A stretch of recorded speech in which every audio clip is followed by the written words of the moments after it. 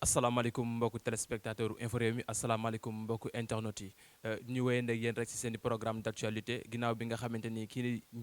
nga xamante ni moom mooy jëwriñ ji ñu dénk wàllum jàngale mu kawe mi ci daaray kawe yi ginnaaw bi nga xamante ni kat def na lii di proposition ngir kat woyali cours yi nga xamante ni moom la ndongo yi ne ci daaray kawe yi di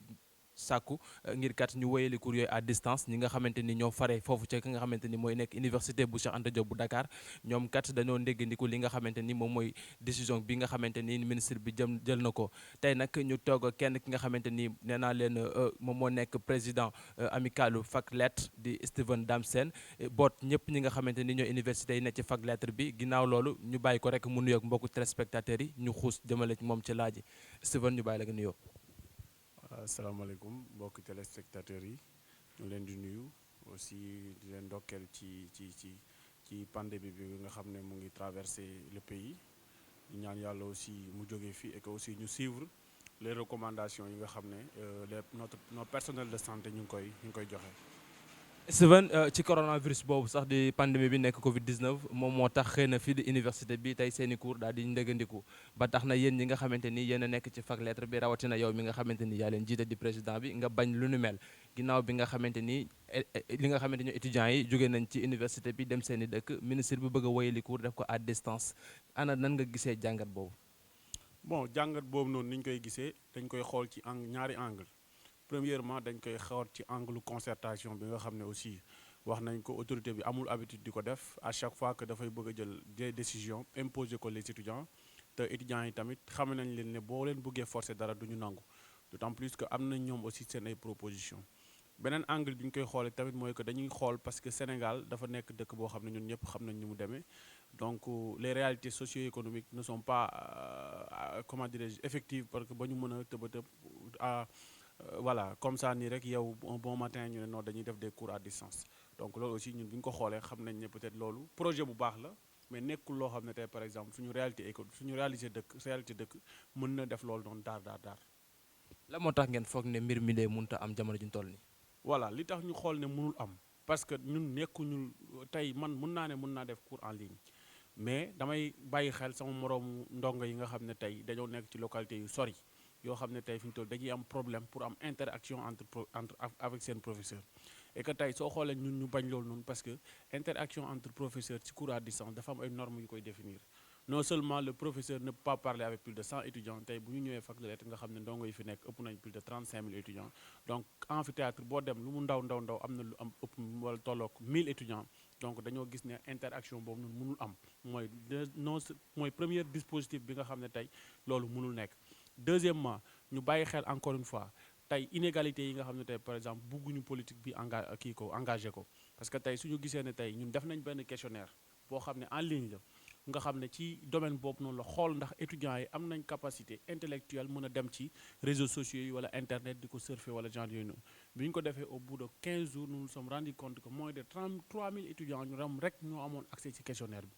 plus de 30 000 étudiants amuñu woon accès ci questionnaire parce que répondre uñu donc ñooñu dañuy jàpp ne via les TIC ñoom amuñu accès à l'information comment tu peux à un moment donné plus de 30 000 étudiants yu amul accès à l'information nga bëgg a def ak ñoom des cours à distance donc xam nga ne kon interaction bi mënul am te loolu noonu aussi pour bañ que ki dëkk Dakar wala ki dëkk Thiès di def cours man mi nga xam ne dama dëkk Bambey wala dama dëkk Sédhiou wala Malem Hodar wala dëkk bu gën a sori ci village yu gën a sori ñoom mënuñoo def cours pour bañ inégalité yooyu yëpp ñun dañoo jël kàddu étudiants yi nga xam ne ñoom ñoo ñu ko jox te ñoom li ñu digal mooy que ne d'accord ñu ci politique boobu noonu ñu daal di wax teg suñu benn veto daal na ñun loolu duñ ci dem tey duñ ci dem suba. lu toll ak 30 000 étudiants nga boot ko yow mi nga xamante ni yaay président amical bi tey ci fi mu toll nii ñu gis ne xeex bi da nga cee néew maanaam am na yeneen faculté yu xamante ni ñu ngi ci biir université bi ana lan moo waral mbir moomu la. bon damay wax ne néewuñu ci xeex bi parce que aussi xam nga ku nekk tamit ak na muy xeexee tey c'est le moment aussi ñu saluer faculté yi nga xam ne tey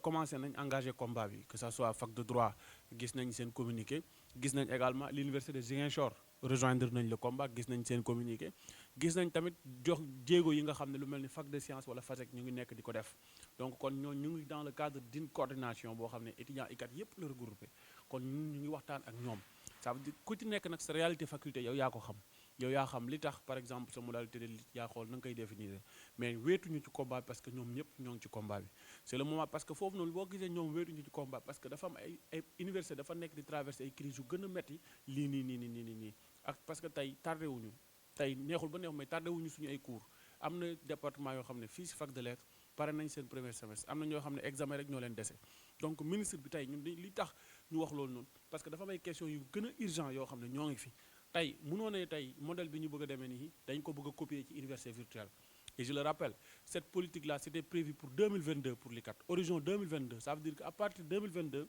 lañ waroon di xalaat naan ndax ICAT du ñu dem ba ñi soxla di def cours à distance ñu koy mën di def donc kon bu ñu dem ba gis crise rek ñu bëgg di ci profiter di dugal ay réformes parce que étudiants yi duñu ko nangu parce que seen avenir moom moo nekk en jeu parce que ku mënul par exemple université virtuelle du Sénégal ñëpp xam nañ ne nit ñi cours à distance la ñuy def mais kenn werantewul tamit ne difficulté yi étudiants yoo doon di rencontrer da nga ciy gis ku def 5 ans du soog a pare licence am première promo bi resa daaw la ñuy soog a def seen fin de promo pour am seen licence am nga ñoo ci xam am na ñun ci xam ñun ñëpp donc juste crois que ne loolu dafa bari ay limites yoo xam ne ñun gis nañ ko ci te loolu moo tax aussi ñu bàyyi xel que ne ministre bi su fekkente ne mënul ren jii nii ba fu may wax ak yow ñi ñu orienté université virtuelle commencé gu ñu jàng ba tey jii may wax ak yow mooy les nouveaux bacheliers yi am bac 2019 ñu orienté leen université virtuelle ba tey commencé gu ñu jàng parce que nombre ba ñu daan orienté université virtuelle ren dañ ko yokk ba mu romb ba mu jéggi dayoo ce qui fait que plateforme bu nekkatul en mesure pour mën a tenir mën a jox ñooñu noonu cours imaginez nag tey yow bu fekkente ne tey tu n'es plus en mesure nga def cours ak plus de 3000 étudiants naka nga mën a defee cours en ligne ak plus de 145 000 étudiants donc ce sont des questions yoo xam ne autorité bi mu ngi jàkkaarloog moom mu gën a urgent mu war koo régler te réglé wu ko beneen bi muy question boo xam ne dafa soxal université yëpp muy la question des accompagnements tey dañoo gis que am na étudiants yoo xam ne tey ñu ngi master 2 kii nañu bind nañ seen mémoire soutenance moom moo leen dese 1 an toog nañ ko amuñu ko bourse ba léegi nii te tey mu war leen fay seen accompagnement ba léegi nii fayu leen ko ça ce sont des questions d'ordre social et pédagogique yoo xam ne étudiants yi ñu ngi koy rencontrer et je pense que crise bi lu mu waroon occasionné mooy que moom mu profité ci problème yi étudiants yi di rencontrer mu régler ci problème yépp que ça soit problème virtuel que ça soit problème accompagnement bi nga xam ne ñooñu ce sont des étudiants seen seul tort mooy dañoo jàng ba master 2 ku jàng ba master 2 nga war ko jox accompagnement kon je pense que jox ko war na parce que da nga koy motiver donc loolu noonu ñu bàyyi ci xel ñun tamit moo tax ñun on a dit catégoriquement que ne politique bi nekkul lu ñuy mën a def c'est pas parce que nag bu ñu ne mënuñu ko def nekkul lu baax wax nañ ko lu baax la parce que ambition la dans 5 ans tey yaakaar nañ ne Sénégal mën na dem ci dynamique yu mel noonu mais fi ñu toll nii le Sénégal n'est pas encore prêt pour dem ci politique boobu noonu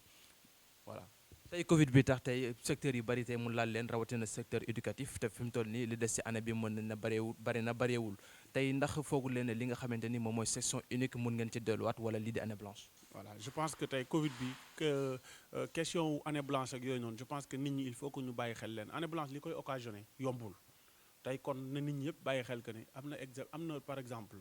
année blanche du université kese bu ñuy wax année blanche dafay jóge ca njàng daara ya gën a suufe ba ci daara ya gën a kawe. donc am na possibilité année blanche am na possibilité année invalide am na possibilité année valide am na année ay session unique am na session normale am na donc je pense que ñun tardé guñu ba nga xam ne dañuy wax ay waxu année blanche tey fi ñu toll nii ñun am nañu ay propositions yoo xam ne autorité bu ñu dégloo année blanche du am dara du am te dinañ def session normale parce que tey bu fekkee da ngaa ñëw fii def nañ presque ñenn ñi def nañ examen premier semestre ñenn ñi moom li leen dese bëriwul mais nañu mettre à la disposition des étudiants les cours ñun tey bu ñu joxee support de cours yi dugal ko ci blog yi dugal à travers les groupes WhatsApp dinañ fexe ba étudiant fépp fu mu nekk ci Sénégal dina jot cours bi léegi nag crise bi saa yu jeexee bu jeexee moo xam ci mois de mai bii nii te loolu lu jar a bàyyi xel la président de la république moom moo jël décision ne le 4 mai la nit ñi di reprendre mais le 4 mai jotagul ñu bëgg a jël ay décisions yoo xam ne dafay ñëw par exemple tegu ci kaw ndogal bi nga xam ne njiitu réew mi moo ko jël je pense que par respect moo doon ñu nekk déglu ba nga xam ne li njiitu réew mi par exemple décidé romb na bu ñu ko dégluwaatee jëlul beneen décision wala mu wax leen ne leen am ngeen ay prérogatives jël yenn décisions yi ñu mën a dem concerté wu ak les représentants d'étudiants mais loolu noonu gis nañu ne amul le 4 mai ñëwagul ñu bëgg a jël ay décisions yoo xam ne par exemple da bëgg a salfaañe droit wu étudiants yi te loolu ñun personnellement duñu ko nangu parce que kàddu étudiants yi moom ñun ñoo ko yor te dinañ ci def lépp li nga xam ne tey moo tax ñoom ñu jox ñu ko. tey ba tey rek ñu continuer ci suñu laaj ak ki nga xamante ni mooy Steven Dame Sène di président amicalu fac lettres tey Steven ñu gis ne li nga xamante ni moom mooy feebar bi mu ngi wëyandi di law fi nga xamante ni moom mooy diwaanu Sénégal te fi mu toll nii lu ci des bareetul ci année bi waxatuma laak li nga xamante ni moom mooy nawet bi ana tey yéen stratégie ngeen foog ne buñ ko tegee wala ngeen jox ko proposé ko kii di ministre bi ni ngeen mën a wëyandi seen i cours ci jàmm. waaw bon stratégie yooyu noonu mooy comme lu ma la wax léegi rek xam nga nawet baa ngi ñëw premièrement dañu war a prolonger l'année universitaire parce que tey année universitaire normalement dañoo waroon def suñu examen second semestre avant le mois d'août bu ñu retourné au mois d'octobre bu ñu defee examen de rattrapage ñeneen ñi commencé cette année mais nañu pousse année bi ba janvier 2021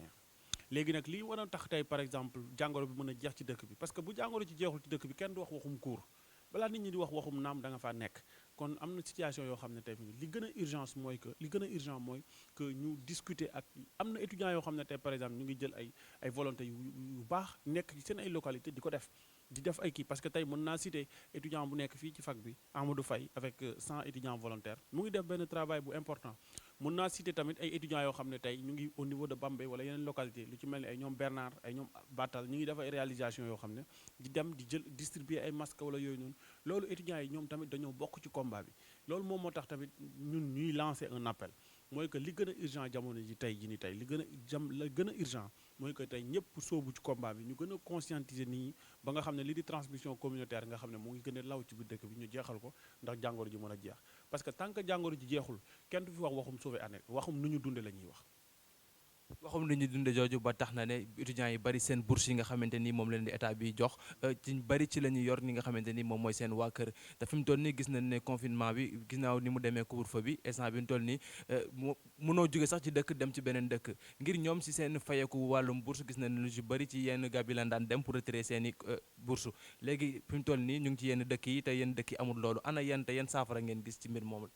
waaw xam nga déjà loolu rek day wane carrément limite yi nga xam ne tey ku bëgg a dem ci cours à licence daf koy wane tey étudiants yi mënoo fayoo leen seen ay bourse étudiants yi fayoo leen seen ay accompagnement yow ñoom ñu ngi confiné wu am nañ un problème pour se déplacer tey nga bëgg a ñëw par exemple forcer leen des politiques yoo xam ne xalaatoo ko tey je pense que l'urgence wax naa ko sànq ci bi ñuy soog a commencé nañu fay étudiant master 2 yi nga xam ne seen seul tort mooy dañoo jàng ba egg master 2 nañu leen fay seen ay accompagnement réglementation bi ñoom xam nañ ko xam nañ ñi ko war a am ak ñi ko warul am nañ fay ñi nga xam ne tey par exemple ay ayants droit lañu war a jot seen accompagnement ñu jox leen ko deuxièmement mooy que ñëpp ñi nga xam ne tey war nañ jot seen ay bourse wala yooyu noonu ñu jàppale leen ba nga xam ne dinañ jot seen ay bourse à temps parce que tey mënoo confiné wu jotoo sa bourse jotoo sa accompagnement ñu bëgg la forcer ci ay cours à distance ñun en tant que amicale des étudiants yi nga xam ne moo nekk ci fac de lettres aussi am na disposition yoo xam ne bu ñu koy jël tey ñun aussi am nañ ci part de responsabilité parce que ñu étudiants yi ñoo ñu jox seen kàddu et que aussi duñu salfaañe aussi kàddu bi nga xam ne ñoom ñoo ñu ko jox dinañ def de telle sorte que mesure bu ñuy jël étudiants yi dinañ ci gis seen bopp et que sauver année bi nit ñi di wax noonu tey ñun aussi dañoo bëgg ñu sauver année bi mais bëgg sauver année bi aussi taxul nga bëgg di jël ay mesures yoo xam ne c'est pas réfléchi ay mesures yoo xam ne dañ ko bëgg a précipiter bëgg ko forcer étudiants yi te boobaa étudiants yi duñu ko nangu Sylvain dañ lay daal di bàyyi rek nga tàggatoog sa mbokk ñi nga xamante ni ñoo say naataangoo di étudiants yi. waaw c'est le moment aussi ñu remercier aussi ñi nga xam ne tey par exemple suñu ay délégué lañu yor ay commission que ça soit le président de la commission pédagogique qui est très disponible que ça soit le président de la commission sociale le trésorier général qui sont ici à Dakar nekk ak ñun ci combat ci comment dirais-je lutte bi di ko def ak aussi les représentants les autres délégués yi nga xam ne que ça soit les Bassirou Tine les Malick Tine ñi nga xam ne ñu ci yeneen localités yi te itam ñoom aussi tardé wuñu benn yoon di joxe seen ay suggestions ak seen ay orientations donc di rassurer encore une fois les étudiants di leen wax de leen tey aussi à l'heure où nous parlons amul benn décision boo xam ne concernant les cours à distance décidé nañ ko au niveau de la faculté et que cadre bi nga xam ne ñoom jox nañu ko mooy que d'accord ñu pour ñu def les cours à distance ñun ci foofu noonu la ñuy taxaw ba fekk ñu ci am li nga xam ne moom lañ ci bëgg merci beaucoup